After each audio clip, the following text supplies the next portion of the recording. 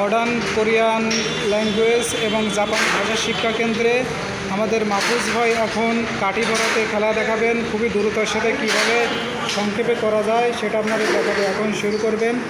আমি কমান্ড দেওয়ার সাথে সাথে ইল ই সিজাক, দেখেন আমি কমান্ড দিচ্ছি এইমাত্র, তিনি কাঠি করা শুরু করে দেন। প্রথম সবুজ 6টা, তারপরে লাল 3টা, এইবার লাল 6টা করেছেন তিনি, খুবই দুর্গের সাথে করেছেন। এবার গোল সবুজ 3টা,